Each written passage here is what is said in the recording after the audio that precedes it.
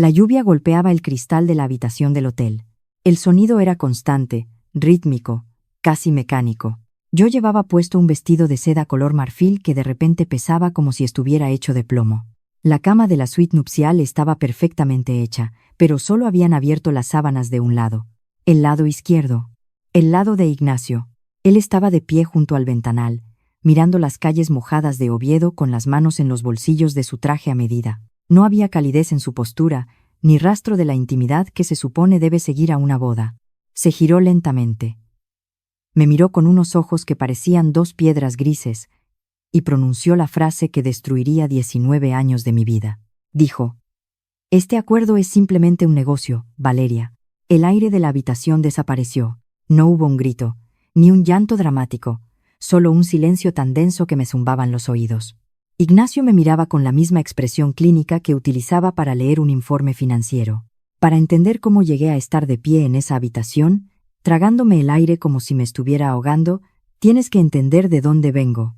Nací y crecí en Avilés, bajo un cielo que casi siempre tiene el color de un moretón a punto de curarse. Es una tierra definida por el óxido, por las chimeneas gigantes de la antigua Encitesa y por el viento salado del mar Cantábrico. En mi familia, y en mi ciudad, el amor no se demostraba con grandes gestos románticos ni con palabras suaves. El amor era aguante, el amor era resistencia.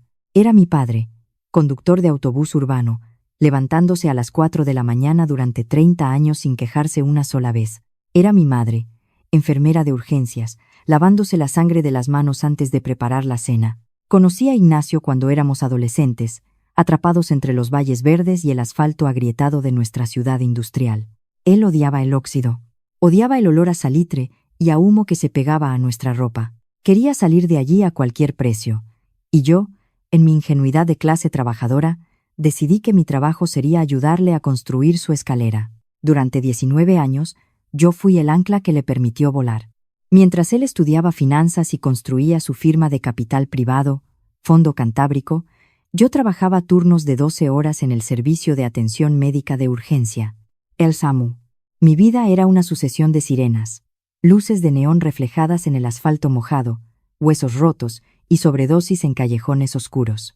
Yo pagué nuestro primer piso de alquiler. Yo financié sus primeros trajes para las entrevistas en Madrid.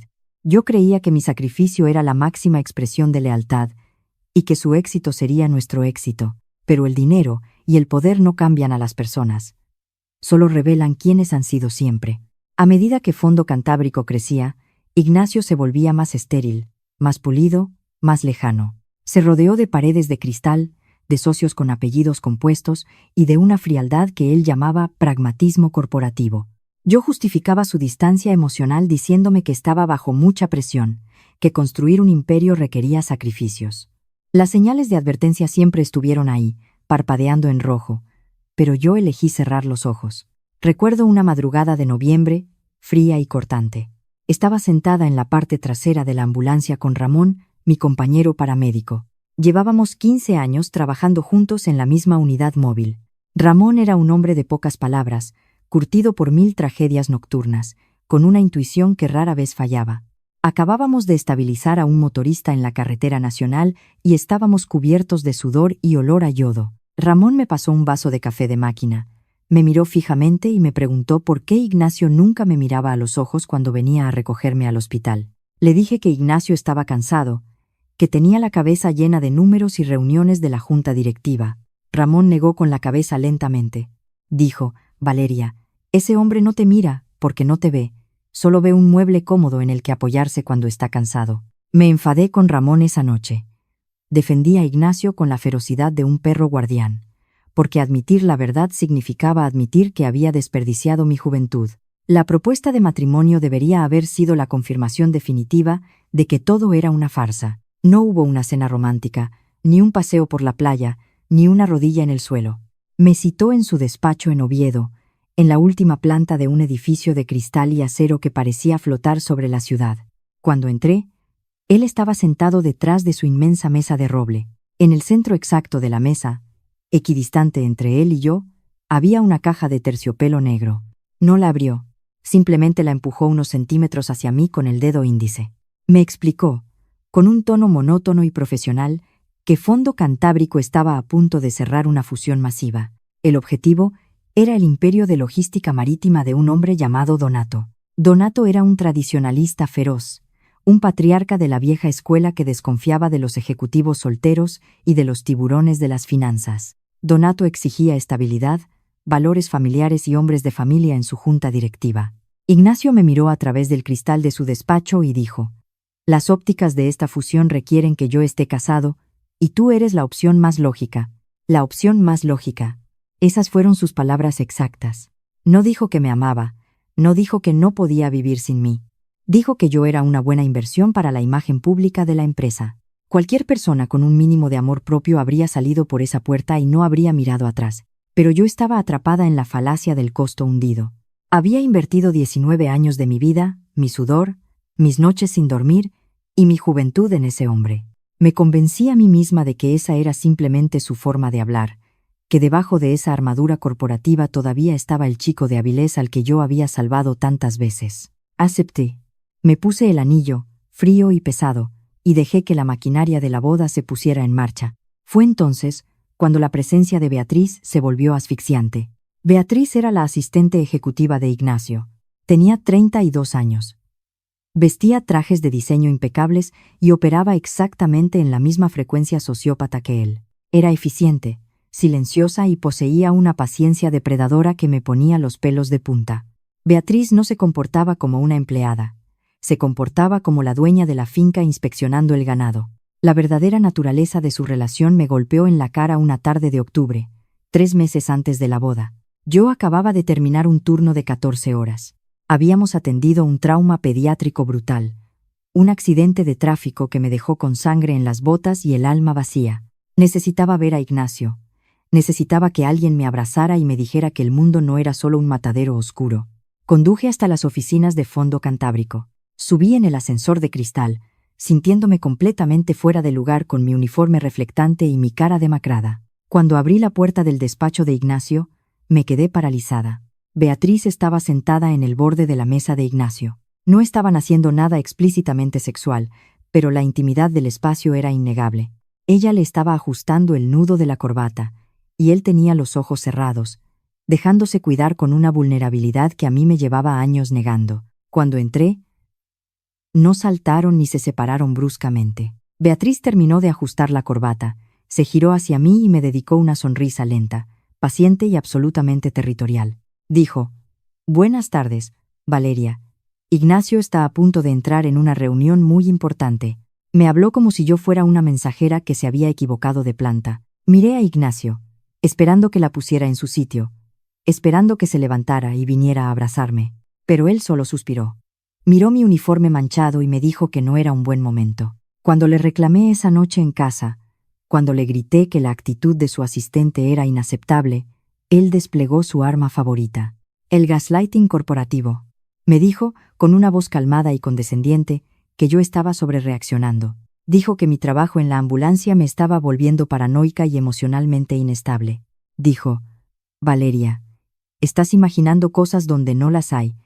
Beatriz es fundamental para la fusión con Donato. No arruines esto con tus inseguridades de clase obrera». Me hizo dudar de mi propia cordura. Me hizo sentir pequeña, sucia y loca. Y así, llegamos al día de la boda. Se celebró en un antiguo molino industrial, renovado a las afueras de Oviedo. Era la ironía perfecta. Habían cogido un lugar donde los hombres de mi clase social solían romperse la espalda trabajando, y lo habían convertido en un escenario boutique para que los ricos bebieran champán. Yo caminaba como un fantasma dentro de mi vestido de seda. Mi prima Jimena, que había venido desde Oviedo, no se separó de mí en todo el día. Jimena era aguda, ferozmente protectora, y no se dejaba impresionar por el dinero de nadie. Mientras me ayudaba con el velo en la habitación de la novia, me miró a través del espejo y me dijo que aún estábamos a tiempo de arrancar el coche y desaparecer. Le dije que estaba nerviosa, que era normal, pero Jimena no apartó la mirada. Dijo: «Valeria, he visto funerales con más alegría que la cara de tu futuro marido». Ignoré su advertencia. Me tragué un nudo en la garganta y caminé hacia el altar. Durante la recepción, el ambiente era tenso, artificial. Los socios de Ignacio, incluido el escurridizo Mateo, brindaban por la futura fusión con Donato, apenas mencionando nuestro matrimonio. Y en una esquina de la sala, apoyada contra una columna de ladrillo visto, estaba Beatriz. Llevaba un vestido oscuro, sostenía una copa de vino y me miraba fijamente. No era la mirada de una mujer celosa que ha perdido a su amante. Era la mirada de una directora de proyecto, observando cómo se completaba la fase final de una operación logística. Todo eso me lleva de vuelta a la habitación del hotel. A la lluvia golpeando el cristal, al vestido de seda que me asfixiaba, y a Ignacio, de pie frente a mí, diciéndome que nuestro matrimonio era solo un negocio. Lo miré, intentando procesar la magnitud de la traición. Le pregunté, con la voz temblando, qué significaba eso exactamente. Ignacio caminó hacia el minibar. Se sirvió un vaso de agua con hielo y me miró con absoluta indiferencia. Dijo, «Significa que hemos cumplido con las ópticas, Valeria. Mañana por la mañana, los abogados de Donato verán el certificado de matrimonio y la fusión se firmará el lunes. Tú tendrás una vida cómoda, una cuenta bancaria a tu nombre y no te faltará de nada. Pero no esperes que juegue a las casitas contigo cuando las puertas estén cerradas». El hielo tintineó en su vaso. El sonido fue como un disparo en la habitación silenciosa. Le pregunté, apenas un susurro, ¿por qué solo había abierto un lado de la cama? Ignacio dejó el vaso sobre la mesa de cristal. Se ajustó los puños de la camisa y me miró directamente a los ojos. Dijo, «Porque Beatriz subirá en unos 15 minutos. Ella se quedará en esta suite conmigo. He reservado la habitación 412 para ti. Está al final del pasillo. Tus maletas ya están allí». El mundo entero se detuvo. El suelo bajo mis pies pareció desaparecer, dejándome suspendida en un vacío oscuro y helado. Me estaba diciendo, en nuestra noche de bodas, que su amante iba a dormir en la suite nupcial mientras a mí me desterraban al final del pasillo como a un perro molesto. Esperaba que yo llorara, esperaba que gritara, que le suplicara, que me arrastrara por el suelo de la habitación exigiendo una explicación, pero no lo hice. En ese momento exacto, algo dentro de mí se rompió, pero no fue una ruptura de debilidad, fue una fractura limpia, fría y absoluta. El entrenamiento de 15 años en la calle tomó el control de mi cerebro. Cuando llegas a la escena de un accidente múltiple, no lloras por la sangre derramada. Evalúas los daños, aíslas la hemorragia y preparas la extracción. Ignacio me miraba, esperando mi colapso emocional. Dijo, «No empieces a catastrofizar, Valeria. Compórtate como una adulta, esto es solo un arreglo temporal hasta que la fusión esté asegurada». No le respondí, no le di el placer de escuchar mi voz temblar. Me di la vuelta, recogí mi bolso de mano de la silla y caminé hacia la puerta. Salí al pasillo. La alfombra gruesa absorbía el sonido de mis pasos. Caminé bajo las luces tenues, pasando puerta tras puerta, hasta llegar a la habitación 412. Metí la tarjeta magnética. La luz verde parpadeó y la puerta se abrió con un clic sordo. Entré en la habitación oscura. No encendí las luces principales, solo la pequeña lámpara de la mesita de noche. Mis maletas estaban allí, apiladas en un rincón, exactamente como él había dicho. Me senté en el borde de la cama, todavía envuelta en los metros de seda marfil de mi vestido de novia. El silencio de la habitación era aplastante, pero mi mente trabajaba a una velocidad vertiginosa. No iba a ser la víctima de esta historia. No iba a ser el daño colateral en el balance financiero de Fondo Cantábrico. Ignacio había cometido un error de cálculo masivo. Había olvidado que yo no era una de sus frágiles herederas de Oviedo. Yo era de Avilés, y en Avilés sabemos cómo desmantelar cosas pesadas. Saqué mi teléfono del bolso. La pantalla iluminó mi rostro en la oscuridad. Abrí el navegador y busqué las leyes de nulidad matrimonial por fraude en el Principado de Asturias. Leí cada línea, cada cláusula, cada precedente legal con una concentración absoluta. Luego, abrí mis contactos y busqué el nombre de mi prima. El teléfono dio 3 tonos antes de que ella respondiera, con la voz ronca por el sueño y el cansancio de la boda. Dijo, «Valeria, ¿qué pasa? ¿Estás bien?» Miré mi reflejo en el espejo del armario. Una mujer vestida de blanco, con los ojos oscuros y vacíos de cualquier rastro de piedad. Dije, «Jimena, coge las llaves de tu coche. Tenemos que estar en un sitio a primera hora de la mañana». Colgué el teléfono antes de que Jimena pudiera hacer más preguntas. No me quité el vestido de novia en toda la noche. Me quedé sentada en el borde de la cama de la habitación 412, en la más absoluta oscuridad, escuchando la lluvia golpear el cristal. El sonido era un tamborileo constante, implacable, como si el cielo de Asturias estuviera intentando lavar la suciedad de lo que acababa de ocurrir. No derramé ni una sola lágrima. El dolor había sido reemplazado por una claridad mental tan fría y afilada que casi dolía físicamente.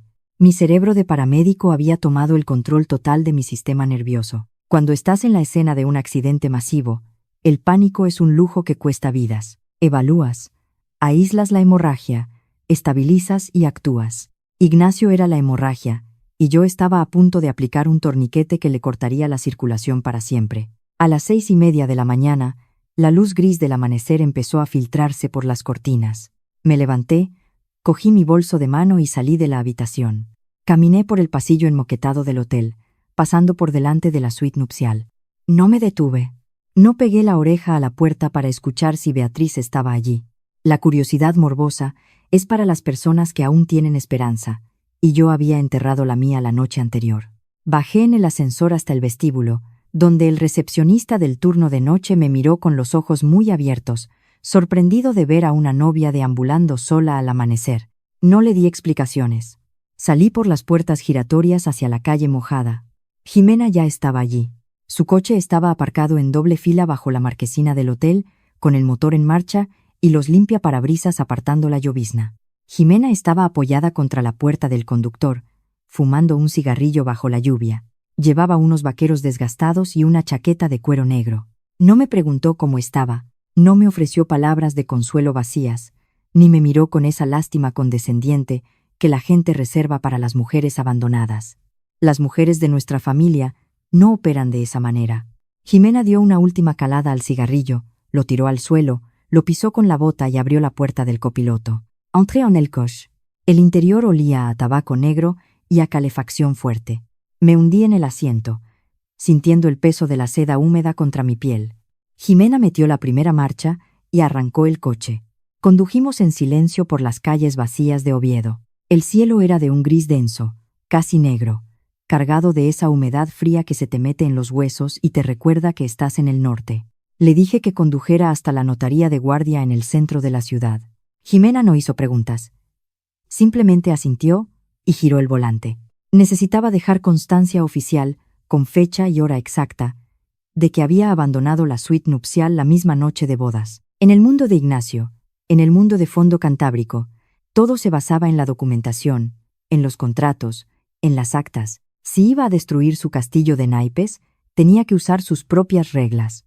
No iba a permitir que él construyera una narrativa en la que yo era la esposa inestable que había huido por un ataque de celos. Iba a establecer una línea temporal irrefutable. Llegamos a la notaría a las 7:15. El edificio era antiguo, de piedra oscura, con una placa de bronce en la puerta. El notario era un hombre mayor, con gafas de montura gruesa y un traje gris impecable. Nos recibió en un despacho forrado de madera oscura, oliendo a papel viejo y a cera de muebles. Me miró con una mezcla de sorpresa profesional y curiosidad contenida al verme entrar con el vestido de seda arrugado, manchado de lluvia en el dobladillo y un abrigo de lana por encima. Me senté frente a su inmensa mesa de roble. Le pedí que redactara un acta de presencia y manifestaciones. Le dicté, con una voz monótona y precisa, que el matrimonio celebrado el día anterior no se había consumado. Dejé por escrito que mi marido me había informado de que el enlace era exclusivamente un acuerdo comercial para facilitar una fusión corporativa. Hice constar que había sido relegada a otra habitación mientras su asistente ejecutiva ocupaba la suite nupcial. Y finalmente, declaré que mi intención era iniciar los trámites de nulidad matrimonial por fraude de forma inmediata. El notario tecleaba en su ordenador, deteniéndose de vez en cuando para mirarme por encima de las gafas. No hizo juicios morales. Imprimió el documento, lo selló con fuerza y me lo entregó para que lo firmara. Mi pulso no tembló. Firmé con trazos firmes, pagué las tasas correspondientes en efectivo, guardé la copia sellada en mi bolso y volví al coche. Jimena me miró mientras encendía otro cigarrillo con la ventanilla bajada. El humo se mezclaba con el aire frío de la mañana. Me preguntó cuál era el siguiente paso. Le di la dirección del despacho de Silvia. Silvia era una abogada de familia y derecho corporativo que operaba desde un edificio discreto cerca de la Catedral de Oviedo. No era el tipo de abogada que salía en los anuncios de televisión prometiendo divorcios rápidos. Era el tipo de abogada a la que llamaban las esposas de los grandes empresarios cuando querían desmantelar imperios en absoluto silencio. Jimena había conseguido la cita a través de un contacto en los juzgados, alguien que le debía un favor. Cuando entramos en su despacho a las 9 de la mañana, Silvia ya estaba trabajando. Era una mujer de unos 50 años, con el pelo corto y gris, vestida con un traje sastre azul marino. Tenía una taza de café negro humeando sobre la mesa y una mirada que parecía capaz de cortar el cristal. Me senté frente a ella. Jimena se quedó de pie junto a la puerta, como un perro guardián. Le conté todo a Silvia. No lloré, no adorné la historia, no busqué su simpatía ni intenté justificar mi propia ceguera. Le hablé con la misma precisión clínica con la que le daría el parte de lesiones de un paciente politraumatizado a un cirujano de urgencias. Le hablé de los 19 años en Avilés. Le hablé del ascenso de Fondo Cantábrico, de cómo Ignacio había ido perdiendo su humanidad a medida que ganaba ceros en su cuenta bancaria. Le describí la propuesta de matrimonio estéril en su despacho de cristal. Le hablé de la presencia constante y territorial de Beatriz. Y finalmente, le describí, palabra por palabra, la conversación en la suite del hotel la noche anterior. Le entregué el acta notarial que acababa de firmar. Silvia escuchaba sin interrumpir. Tomaba notas rápidas en un cuaderno de cuero negro con una pluma estilográfica. Su rostro era una máscara de concentración absoluta. Cuando terminé de hablar, se hizo un silencio largo y pesado en el despacho. Solo se escuchaba el tic-tac de un reloj de pared y el sonido de la lluvia contra la ventana. Silvia dejó la pluma sobre la mesa, se recostó en su silla de cuero y me miró con una intensidad afilada. Dijo, «Valeria, esto no es un simple caso de divorcio por infidelidad». Dijo, «Lo que tu marido ha hecho es utilizar la institución del matrimonio como un instrumento de fraude corporativo». Se inclinó hacia adelante, apoyando los codos sobre la mesa. Me explicó que la fusión con la empresa de logística marítima de Donato no era un secreto en los círculos financieros de Asturias. Donato era conocido por su conservadurismo extremo, casi patológico. Era un patriarca de la vieja escuela que había construido su imperio desde los astilleros y desconfiaba profundamente de los jóvenes ejecutivos solteros de capital privado. Había cancelado acuerdos millonarios en el pasado simplemente porque no confiaba en la estabilidad personal o en la moralidad de los directivos de la otra parte. Donato exigía hombres de familia, estructuras tradicionales, una fachada de respetabilidad intachable. Silvia me miró a los ojos y me preguntó si tenía alguna prueba escrita, algún mensaje, algún correo electrónico, donde Ignacio admitiera que el matrimonio era un requisito para la fusión. Saqué mi teléfono del bolso, abrí la aplicación de mensajes y busqué la conversación con Ignacio de la semana anterior a la boda.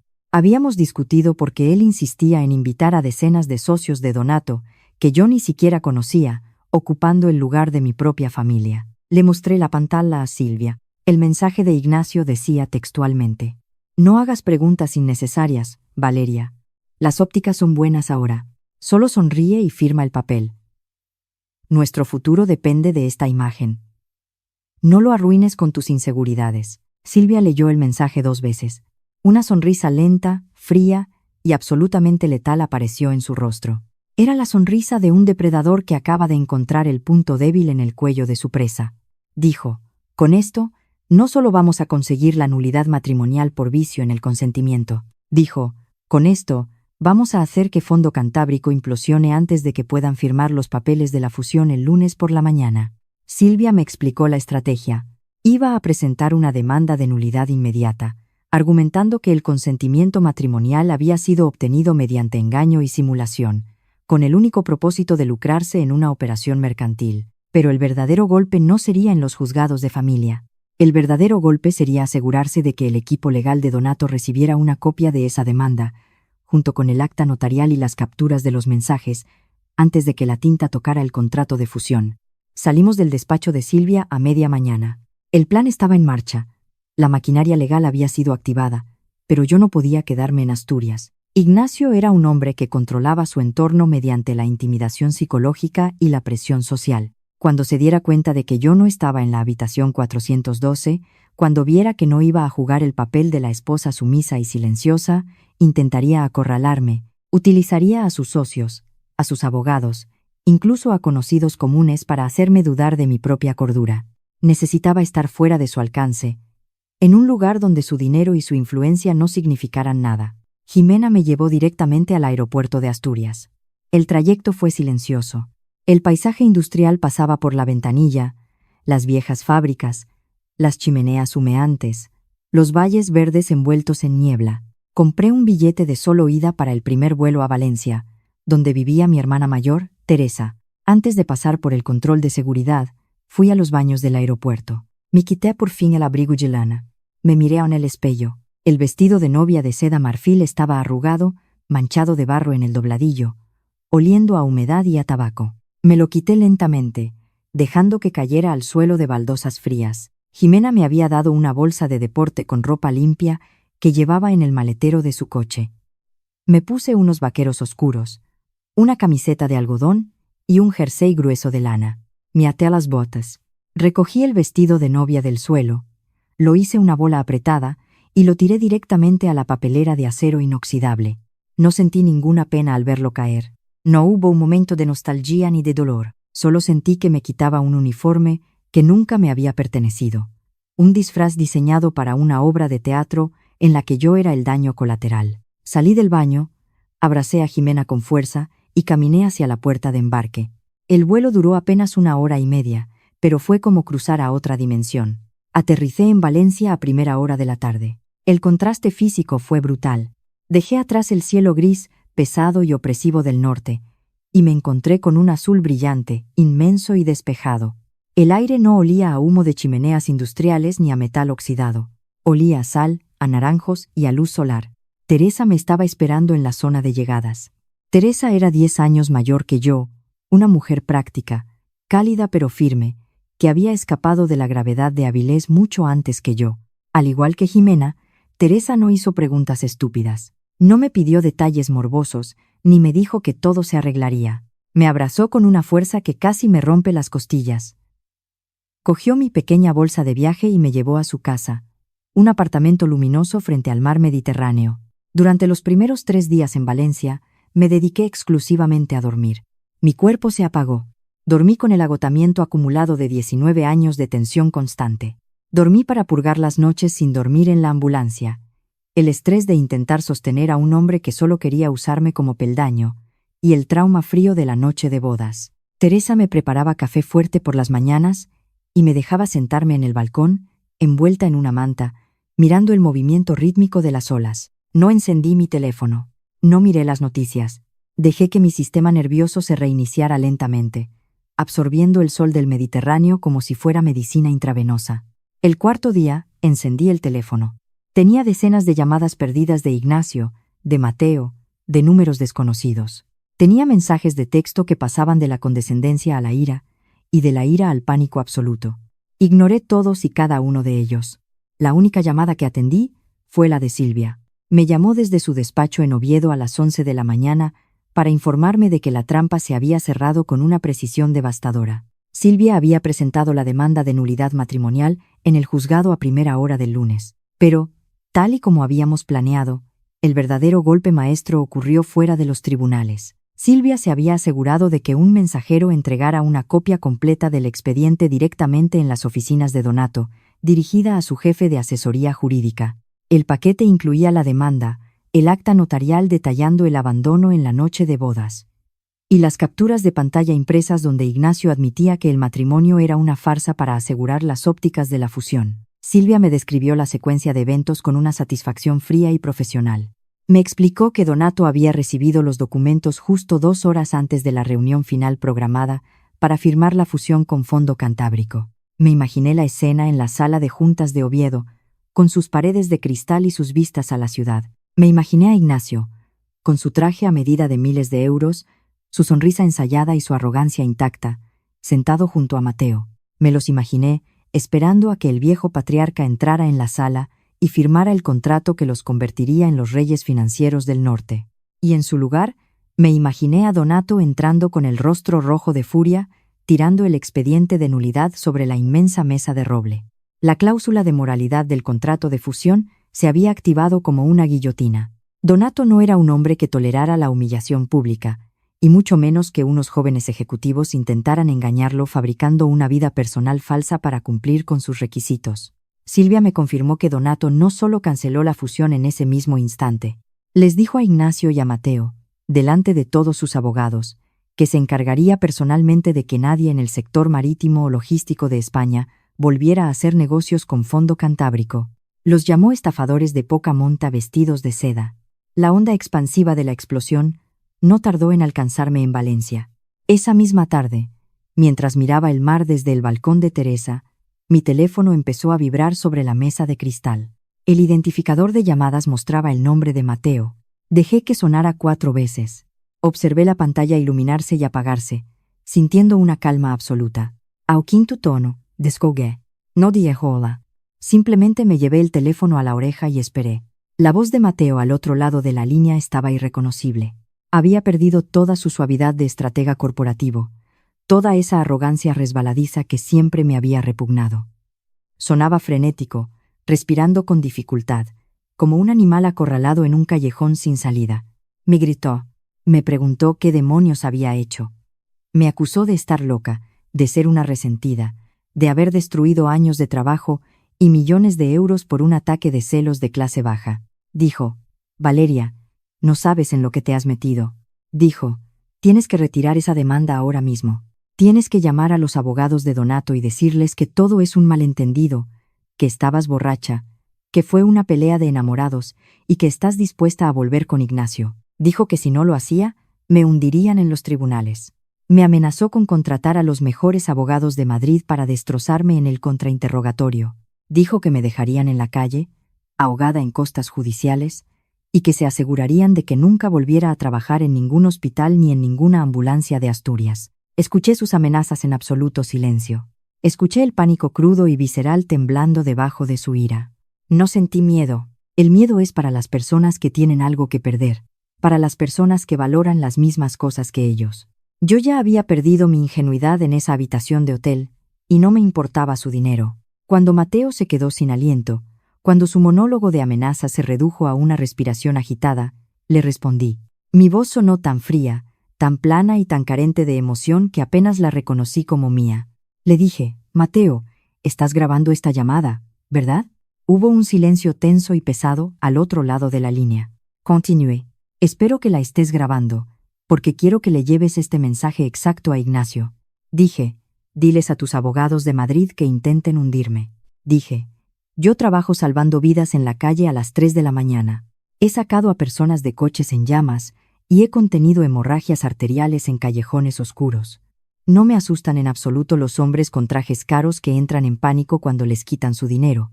Le informé, con un tono casi aburrido, de que cualquier intento de extorsión o amenaza sería añadido a la demanda por mi abogada, y que si volvía a contactarme por cualquier medio, solicitaría una orden de alejamiento inmediata.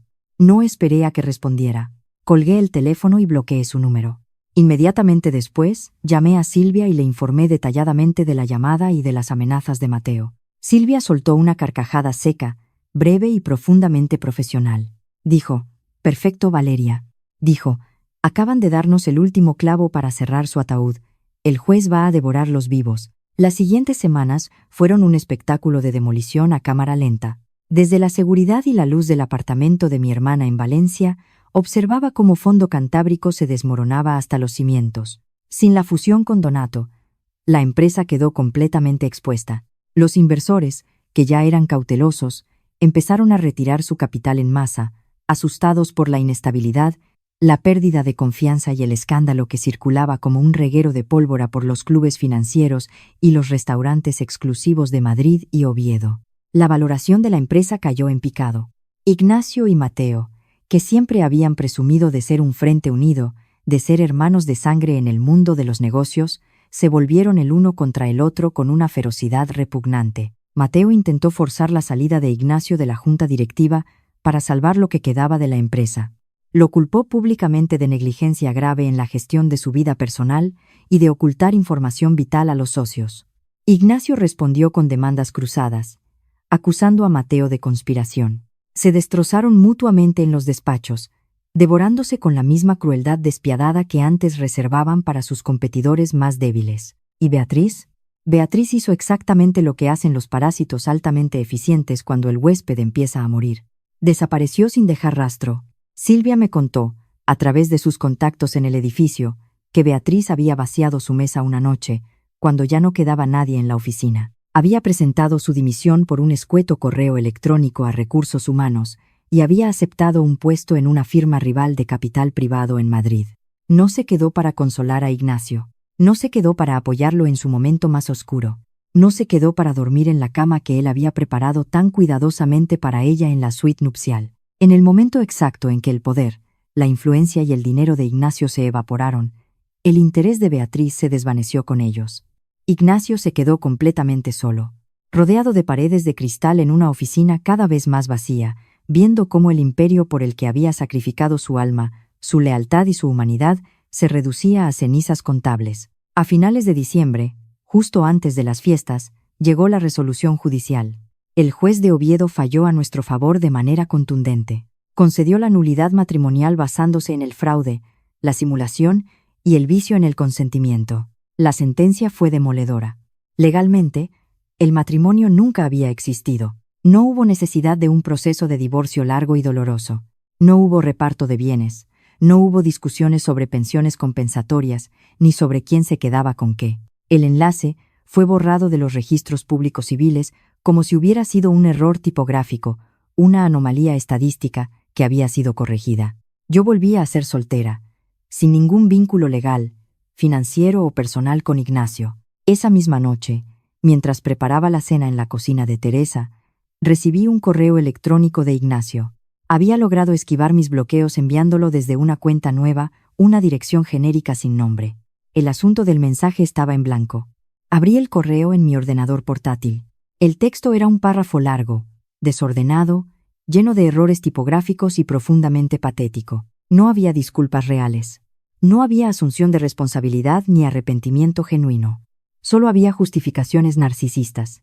Decía que yo no había entendido la magnitud de la presión a la que él estaba sometido. Decía que el mundo de las altas finanzas exigía sacrificios brutales que yo, desde mi perspectiva limitada de clase trabajadora, nunca podría comprender del todo. Decía que me echaba de menos. Decía que, ahora que lo había perdido todo, se había dado cuenta de que yo era la única persona en el mundo que lo había querido de verdad cuando no era nadie, cuando solo era un chico asustado de Avilés. Era el intento desesperado de un manipulador profesional que se ha quedado sin audiencia. Estaba buscando volver a la única fuente de energía emocional que siempre le había sido incondicional, intentando activar mi antiguo instinto de salvadora. Leí el correo una sola vez. No sentí rabia, no sentí tristeza, ni lástima, ni siquiera desprecio. Solo sentí una profunda, vasta y absoluta indiferencia. Era como leer un mensaje escrito en un idioma muerto que yo ya no hablaba. Moví el cursor sobre el icono de la papelera y eliminé el mensaje sin responder. Vacié la papelera de reciclaje. Luego, cerré el ordenador portátil. Me serví una copa de vino tinto y empecé a hacer mis maletas. Mi tiempo de recuperación en el Mediterráneo había terminado. Era hora de volver a casa. Regresé a Avilés en la segunda semana de enero. El invierno asturiano me recibió en la estación de tren con su abrazo frío, húmedo y familiar. El cielo volvía a ser de ese gris plomizo inconfundible, y el viento que soplaba desde el Cantábrico traía el olor a salitre, a algas y a metal oxidado de la ría.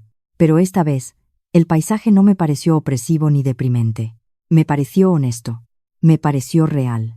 Volví a mi antiguo apartamento, el que yo misma había pagado durante años. Un tercer piso sin ascensor en un barrio obrero de calles empinadas, con vistas a las inmensas grúas del puerto y a las chimeneas silenciosas de la antigua fábrica de acero.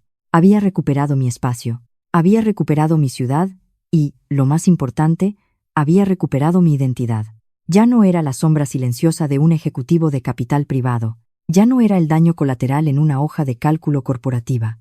Era Valeria, hija de un conductor de autobús urbano y de una enfermera de urgencias, paramédico del servicio de emergencias, y no tenía que pedir perdón por ello a nadie.